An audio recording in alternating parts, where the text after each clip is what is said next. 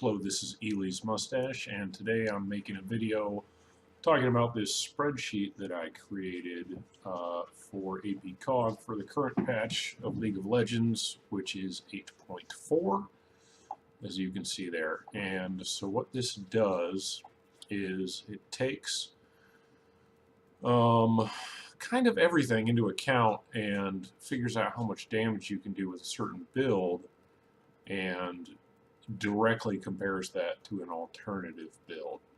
So those two things are summarized in these two tables here, and it includes how that damage is going to look against three different opponents.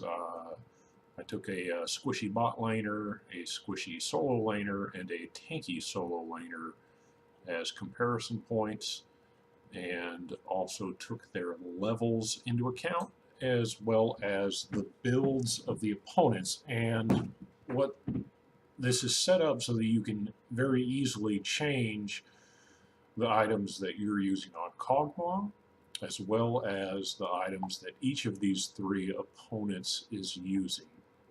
And I think it's a pretty useful and powerful tool to work out some of your build options and see what works best. So let's talk about what this thing does. Notice I got this little instruction here. The only thing you need to change is these yellow boxes, which makes it real simple. So the first thing you want to do is record how many points you have in each one of your spells. And it's up to you to put in something that makes sense. All right, you can't just do like 113. I mean, it will let you do that, but you know. And you can also put in what position Kog'Maw is going to be. We'll talk about that later, maybe. And there's a spot here where you can put in how much stuff you're getting from runes for your AP and also for the opponent's defensive stats. Right, health, magic resist, and armor. Okay, down here in this damage table, it's going to show you how much damage you're doing. Now, this assumes that you're following a certain specific combo using Kog'Maw's skills. So it does assume that you have all four skills, so you have to be at least level 6 for this to really make sense. This column calculates the damage from your Q. These two columns, as well as 14 additional columns later on, are going to calculate the burn from Liandry's if you have it selected. And it will detect that automatically and calculate it or not calculate it if it needs to. Additionally, it uses that new multiplier from Liandry's that's in patch 8.4 that does up to 10% extra damage. That's what these numbers are here. So anyway, you hit your enemy with a Q, you hit them with an E, you land 2 auto attacks with your W active, and then you land 2 of your ultimates on them. So that's what spells and auto attacks the spreadsheet is assuming that you're going to do. So you can get a consistent comparison. Now you see the build 1 and build 2 right now have the same exact results because both of them are using the same items, right? So let's move on. We'll scroll down a little bit. This is where you select Kog'Maw's build, and I put down every item that I thought would reasonably possibly be expected to be built on Kog'Maw. If there are others that I left out, too bad. If you want to add those yourself, it's pretty straightforward to insert a row into this. But if you're going to do that, I would insert it more towards the bottom so that you don't mess up some of the cell references that are in the spreadsheet. But anyway, again, yellow boxes, right? So all you have to do is put in an X next to the item that is part of your build, and it will then calculate that item into the damage. So you can see here that we are first of all, we are a level 11 Kog'Maw, which is calculated based on how many points you put into these skills. And we have Leandry's, Sork Shoes, and the Frost Fang, which is a support item. And I've been playing Kog'Maw support, which is a whole other topic, but I wouldn't say it's good, but it's entertaining. So I've got it calculated for a support build here. And you can see by scrolling down, build number 2 is here, and you've got all those same things. You can see the Frostfang, Sork Shoes, and Leandry's. So if we wanted to know which item would be best to take next, we could compare, for example, Void Staff. We could enter that here as onto build number 2, and then we could put Rylai's on build number 3, and the formulas are set up to account for the damage multiplier for having your target slowed while you have the Leandry's burn effective, which you can see right here. Here's the multiplier for Leandry's, which is on build 1, and here's the multiplier on build 2. Now you notice build 2 does have the slow applied during the time that your E has hit the target. I calculated it for a 2-second time period, even though it lasts for 4, because I assume you're not always going to slow them for the entire duration of your E. So here we can see the damage difference. Now against the ADC, here you can see how much damage you're doing. That's what these green rows are. And the row right below that is how much HP they have remaining, which you can see as soon as you hit your first R with build 1 and build 2, that target's dead, right? But build 2, you can see that you got a little bit more damage off on that. Against the solo laner, who's 2 levels ahead of you, right? Because you're support Kog'Maw. You can see they also die at the same time. Here it's for the second R. This is taking magic resist into account, so we're not applying the full damage from R, but we are factoring in the multiplier that you get from your target being low health. And if they're below 40% health, it uses the ×2 multiplier, so that's all taken fully into account here. This W calculation is separately factoring in the physical damage from your auto attack, as well as the magic damage from your W active. Okay. Yeah, so QE, WWRR. Okay, we get a dead target here, a dead target here. And you can see the top laner is very, very far from being dead in both cases. And in fact, the damage from the two is very, very similar.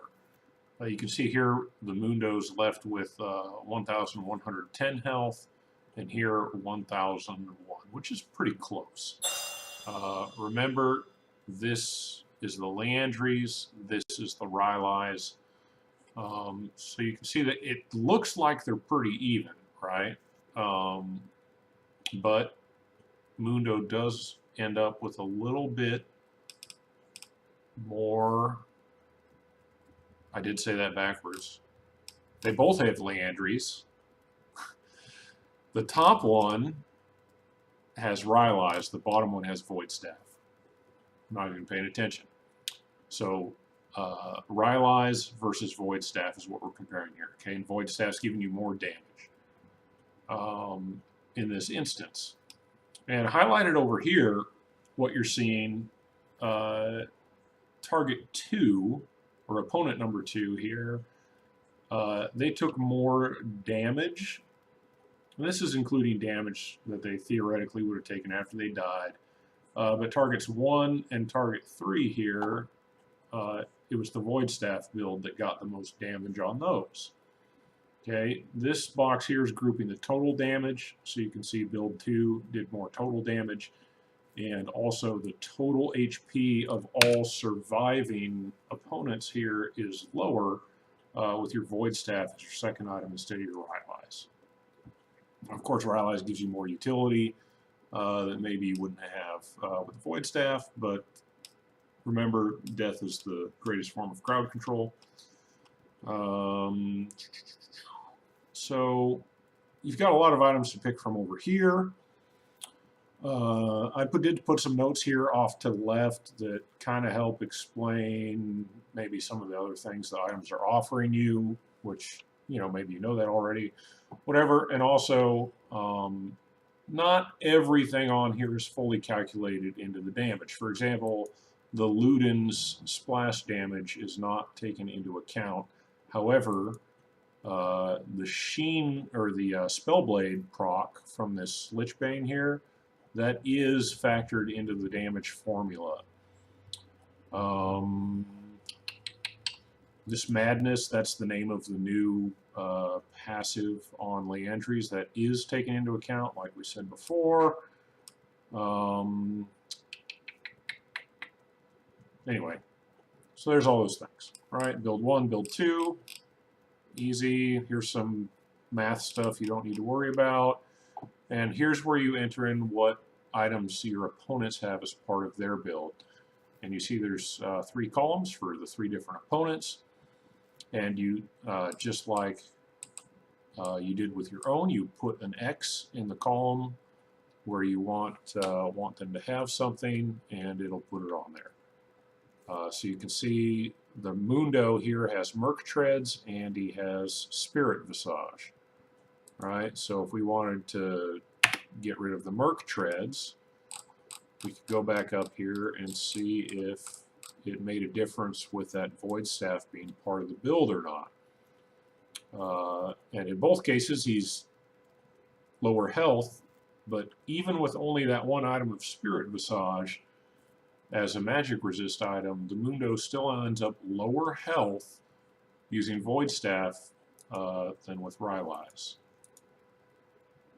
Okay, and it's still evaluated as better overall compared to the Rylai's. All right, so let's look at some of the items that are in here. The only stats that I took into account are health, magic resist, and armor, because the amount of AP your enemy has doesn't matter as to how much damage they're going to take. So I think I included every single item that has one of these stats on it. And I also included the cost on there, which is relevant. Notice I didn't factor in things like the Ninja Tabby passive, where it removes like 10% of the auto attack physical damage that they would take, because I'm lazy, and I might eventually change it to include that, but I didn't.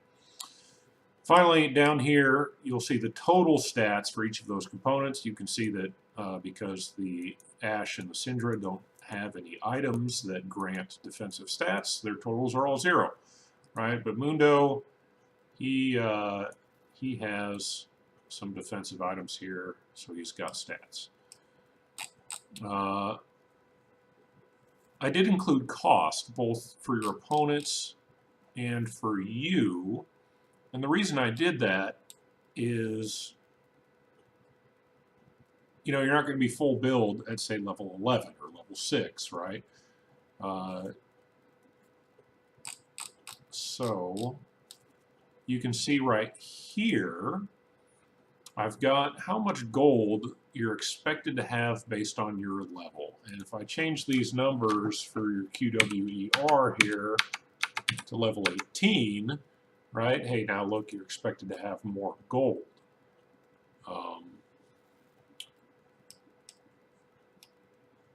And here it also changed the level of all your opponents to level 18, right? Whereas if your position that you're playing Kog'Maw if you had put level 1, or if you had entered the number 1 in there, which signifies that you're like a mid lane Kog'Maw, that drops down the ADC's level by a couple levels because you're expected to be higher based on not having to share experience with your support. So here the Ashe is now level 16, whereas the enemy mid laner and top laner are 18. And you can see, right, naturally you're going to kill the enemy that's a lower level faster than the enemy who's a higher level. And you would want to adjust both your build and the enemy's build based on this higher amount of gold that you're expected to have at level 18. So scrolling down here to your build, you know, see, hey, look, we've got all this gold that we still have left to spend. So we should probably have some more items here on Kog'Maw. So maybe we have Leandry's and Void Staff. These are both pretty good items on him. And instead of the Frost Fang, let's say we have a fully upgraded support item thing, Remnant of the Watchers. And yeah, that's 5 items, right? Because you're going to have a stack of Control Wars as your 6th item. And you can see here, we're killing them real easy. You know, maybe Ashe has a defensive item, maybe she doesn't. You know, maybe Syndra has Merc Treads. And maybe Ashe has a Mercurial Scimitar, right, which she built out of her QSS. All right, so we can go back up here, check out the damage.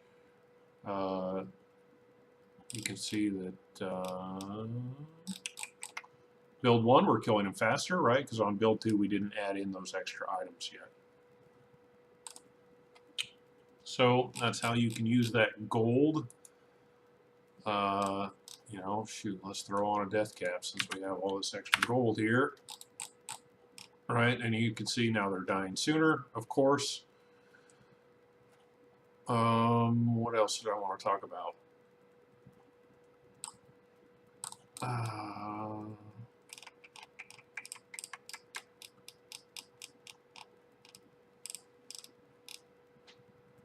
Yeah, I guess that's pretty much it. So I think if you try this out, you'll find it pretty valuable. I'll put the link to this spreadsheet down at the bottom of the YouTube post here. And if you want to use this, you click right here, make a copy, or you can download it in Excel or as an ODS document if you use OpenOffice spreadsheet. And there you go. That's pretty much it. Hope that you get some value out of this and find it to be useful. All right, thanks.